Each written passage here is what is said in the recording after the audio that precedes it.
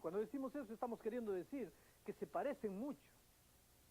Así que si queremos saber qué significa la imagen de la bestia, vayamos de vuelta al original, a la primera bestia.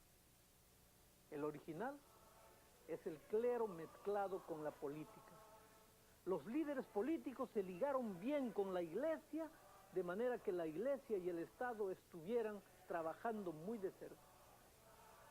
Esto fue lo que pasó durante la Edad Oscura en Europa por más de 1000 años. La iglesia de Roma ponía en el trono al rey que ella quería. Prácticamente todos recibían su autoridad y poder de parte de la iglesia. Fue así que Napoleón Bonaparte fue coronado en la catedral de Notre Dame.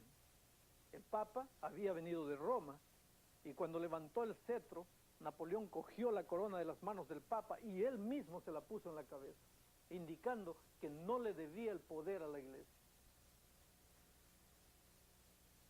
Estamos diciendo que la primera bestia fue la unión estrecha de iglesia y Estado. El Estado hacía la voluntad de la iglesia. Esta segunda bestia, que como ya vimos simboliza a Estados Unidos, le va a hacer una imagen a la bestia.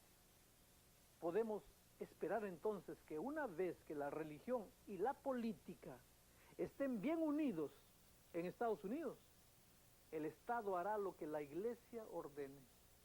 Bueno, dirán ustedes, ¿no es esto mejor que tener un gobierno que está en contra de Dios y en contra de la religión? Superficialmente, aparentemente, sería una buena conclusión. Pero la verdad es que si la iglesia y el Estado están juntas, significa que si uno desobedece a la iglesia, el Estado lo puede castigar tranquilamente. Significa que la clase de cristianismo popular está bien a los ojos del Estado. No importa lo que diga la Biblia, lo que tú debes hacer. Esto es lo que llevó a la Inquisición en la Edad Media en Europa. Es por esto que millones murieron en Inglaterra, murieron en Francia, en Europa, en fin. Algunos calculan que 50 millones de personas murieron en toda esa época. Cuando una persona siente que está actuando en favor de los intereses de Dios al hacer que todos los demás vean las cosas como ellos, es ahí cuando comienza la intolerancia y la amarga persecución. Personas morales tratando de que otros sean morales. Es por eso que los padres peregrinos se fueron de Europa y de Inglaterra para escapar de la intolerancia religiosa. Se fueron por Estados Unidos. Allí se fundaron los Estados Unidos sobre el principio de que cada hombre debe adorar a Dios como bien le parezca. Sin embargo, describimos que la intolerancia surgirá nuevamente. Cuando la segunda bestia le haga una imagen a la primera bestia, entonces veremos este cuadro. Voy a leer el texto bíblico. Y le fue dado que le diese espíritu a la imagen de la bestia, para que la imagen de la bestia hable y hará que cualquiera que no adoraren la imagen de la bestia sean muertos. Este es exactamente el mismo decreto que cayó sobre los 3 hebreos. El decreto de muerte es dado para aquellos que no adoran la imagen de la bestia. Jesús dijo que nosotros debemos darle a César lo que es de César y a Dios lo que es de Dios. Las dos áreas deben mantenerse separadas. Iglesia es una cosa, Estado es otra. Es por eso que cualquier organización que use la política no puede ser la iglesia de Dios. La misión de las naciones del mundo no es hacer santos o pecadores, sino mantener el orden entre los pecadores cuya mayoría nunca llegará a ser santos. Es por esto que tenemos las fuerzas policiales. El Estado, por su naturaleza, tiene la obligación de obligar, y cualquier iglesia que se una con el Estado se convierte en una iglesia obligatoria. La profecía anuncia que veremos nuevamente la unión entre la iglesia y el Estado causando sufrimiento y persecución sobre los que no estén de acuerdo con su autoridad. Tal ha sido en el pasado, siempre que el Estado y la Iglesia se han puesto a actuar juntos. Amigos queridos, esta profecía nos ha llevado a conclusiones claras y tal vez sorprendentes. Cuesta creer que el mismo país hacia el cual muchos huyeron en busca de seguridad y libertad debido a la opresión causada por el sistema político-religioso, finalmente dará una vuelta y hará lo mismo con sus propios habitantes. Sin embargo, la profecía dice que así será. Bueno, antes de seguir adelante, tomemos un momento para reflexionar en estos dos poderes que son llevados a formar una alianza. Hemos preparado un video para eso. Yo los invito ahora a mirar el video.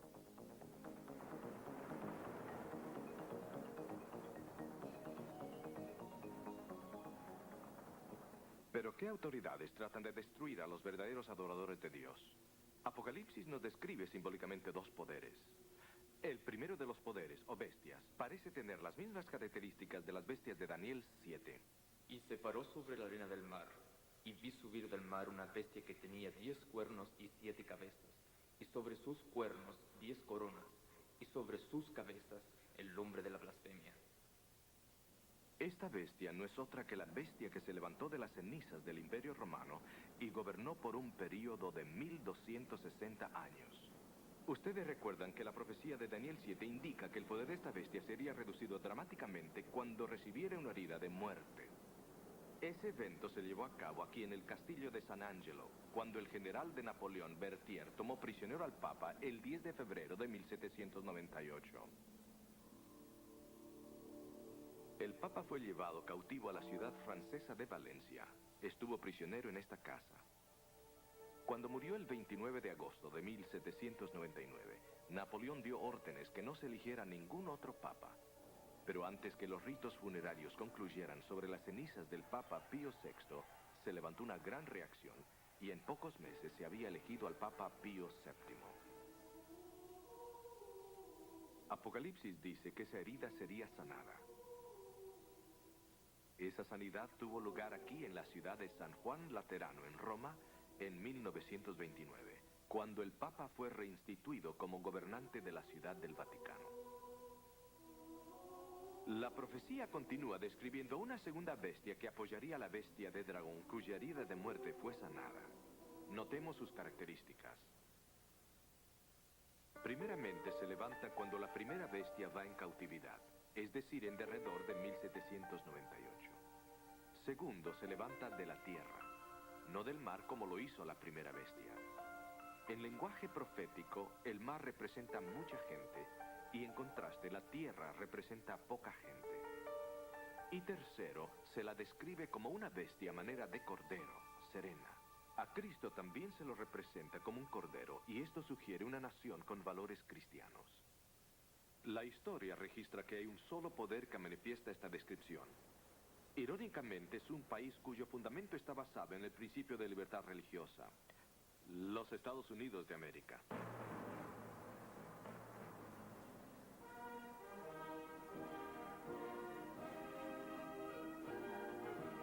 Desde que los peregrinos llegaron en el Mayflower, Estados Unidos se ha convertido en un oasis para los religiosos perseguidos de Europa.